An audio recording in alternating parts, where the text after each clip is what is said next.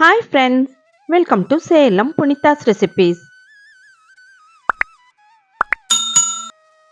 இன்னைக்கு பாஸ்மதி ரைஸை வச்சு ஒரு மட்டன் பிரியாணிங்க. இது சென்னை ஸ்டைல் மட்டன் பிரியாணி. இது செய்கிறது ரொம்ப சுலபம், ரொம்ப டேஸ்ட்டாக இருக்கும்.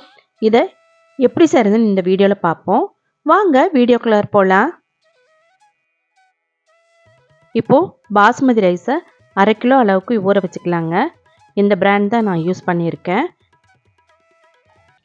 இது படி அரைப்படி. இந்த அரைப்படியில் ஃபுல்லாக போட்டு இன்னும் கொஞ்சம் எக்ஸ்ட்ரா 1/2 கிலோ பிரியாணியில் சேர்த்துறதுக்கு 4 ஏலக்காய், சின்னதாக ஒரு ஜாதிக்காய், ஒரு 2 இதழ் ஜாதிபத்திரி, இது 3ஐயும் அரைச்சி எடுத்துகிட்டு வந்துடலாங்க. கடைசியில் தூவினா பிரியாணியோட வாசனையும் சூப்பராக இருக்கும். பிரியாணியோட ஸ்மெல்லு வந்து வேறு லெவலில் இருக்குங்க.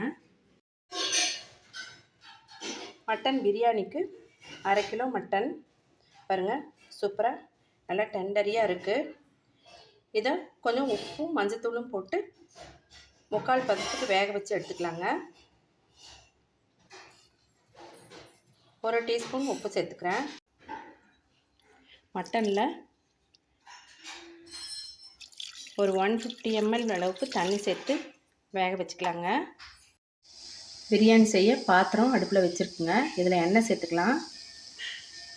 இன்றைக்கி 1/2 கிலோ அளவுக்கு பிரியாணி, அதுக்கு 75 ml எண்ணெய் சேர்த்துட்ருக்கேன். கடைசியாக நம்ம நெய் சேர்த்துக்கலாம். அதனால் 75 ml வச்சுருக்கேன். இதில் ஒரு 2 பிரிஞ்சி இலை, 1 அன்னாசிப்பூ, 3 பட்டை, 6 லவங்கம், 4 ஏலக்காய், இதோட நீட்டமாக கட் பண்ணி வச்சுருக்கிறேன் வெங்காயம் ஒரு 200 கிராம். இதில் 1 டேபிள் ஸ்பூன் அளவுக்கு உப்பு சேர்த்துக்கலாங்க. ஏலக்காவை இந்த மாதிரி பொடி பண்ணி வச்சாச்சு. நல்லா இந்த மாதிரி மொறுன்னு ப்ரௌன் கலரில் ஆயிடுச்சு. இப்போ வந்து நம்ம இஞ்சி பூண்டு சேர்த்துக்கலாம். 100 கிராம் அளவுக்கு இஞ்சி பூண்டு விழுது. இது கூடவே முந்திரியும் சேர்த்துக்கலாம். முந்திரி ஆப்ஷனல் தான், தேவைன்னா போட்டுக்கலாம், இல்லைன்னாலும் விட்டுடலாம். இப்போது மிளகாத்தூள், இது காஷ்மீரி மிளகாத்தூள். இதை வந்து 1 டேபிள் ஸ்பூன் அளவுக்கு சேர்த்துக்கலாம். இப்போது இது கூட நம்ம பொடியாக கட் பண்ணி வச்சுருக்கிற நல்ல பழுத்த தக்காளி ஒரு 200 கிராம்ஸ். நல்லா தக்காளி நல்லா மசிகிற அளவுக்கு நல்லா வதக்கிக்கணும். இப்போது தக்காளி நல்லா மசிஞ்சிருச்சுங்க. இப்போது கொத்தமல்லி சேர்த்துக்கலாம். கொத்தமல்லி ஒரு 1/4 கைப்பிடி, புதினா ஒரு 1/2 கைப்பிடி அளவுக்கு சேர்த்துட்டு 1 நிமிஷம் போல் வதக்கிக்கலாம். 1/2 மணி நேரம் நல்லா ஊறிடுச்சுங்க.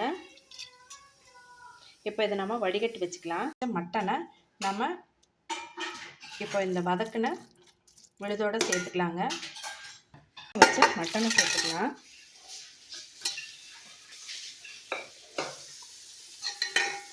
சேர்த்துட்டு ஒரு 10 நிமிஷம் அப்படியே வேகட்டும். இது கூடயே நம்ம தயிரையும் சேர்த்துக்கலாங்க. 1/4 கப் அளவுக்கு தயிர். நல்லா ஒரு 10 நிமிஷம் வேகட்டுங்க. ஏன்னா இந்த மசாலாலாம் மட்டனில் நல்லா ஏறணும். இப்போது இதில் 1.5 லிட்டர் அளவுக்கு தண்ணி கொதிச்சிட்ருக்குங்க.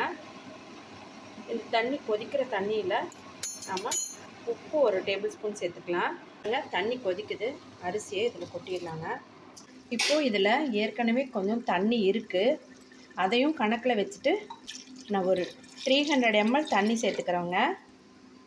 இது கூட 1 டீஸ்பூன் அளவுக்கு லெமன் ஜூஸ் சேர்த்துக்கலாங்க. தம் வைக்கிறதுக்கு ஒரு இரும்பு தவாவை அடுப்பில் வச்சுருக்கேங்க. இப்போது இது 3 நிமிஷம் கொதிச்சிருச்சு. இதை வடிகட்டிக்கலாங்க. இப்போ கொதிக்கிற இந்த கிரேவியோட அரிசியை கொட்டிடலாங்க. இப்போது இது கூட இந்த அரைச்ச மசாலாவை சேர்த்துக்கலாங்க. 2 டேபிள் ஸ்பூன் நெய் சேர்த்துக்கலாங்க. இப்போ தம் வச்சாச்சுங்க. இதுக்கு மேலே அந்த தண்ணி சூடான தண்ணியவே வச்சு தம் வச்சிடலாங்க. நல்லா ஹை ஃப்ளேமில் 5 நிமிஷமும், லோ ஃப்ளேமில் ஒரு 15 நிமிஷமும் இருக்கட்டும். இப்போது அடுப்பை ஆஃப் பண்ணிடலாங்க. ஒரு 10 நிமிஷம் கழித்து நம்ம ஓப்பன் பண்ணி பார்க்கலாம். சூப்பராக ஸ்மெல் வருதுங்க. ரெடி ஆகிடுச்சு. கெஸ்ட்டு வந்தாங்க. என்ன கம கமன்னு பிரியாணி வாசம் வீதிக்கே வருதுன்னு கேட்டாங்க. பாருங்க, சூப்பராக ரெடி ஆகிடுச்சுங்க.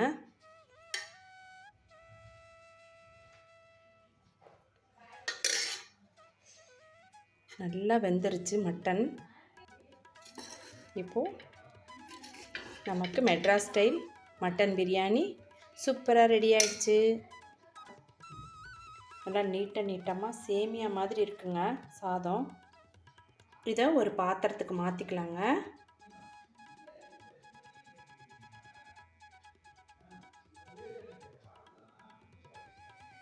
இப்போ நம்ம பரிமாறி சாப்பிட்டு பார்க்கலாங்க. தயிர் பச்சடி,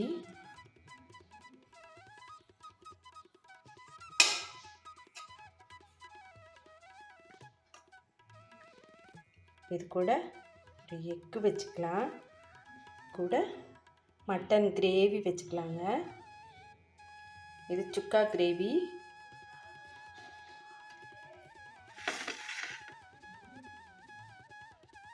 இப்போது சாப்பிட்டு பார்க்கலாங்க. இப்போது மட்டனை பிச்சுக்கலாம். மட்டன் ரொம்ப சாஃப்டாக வெந்திருக்கு. இது கூட கொஞ்சம் ரைத்தா, கொஞ்சம் கிரேவி.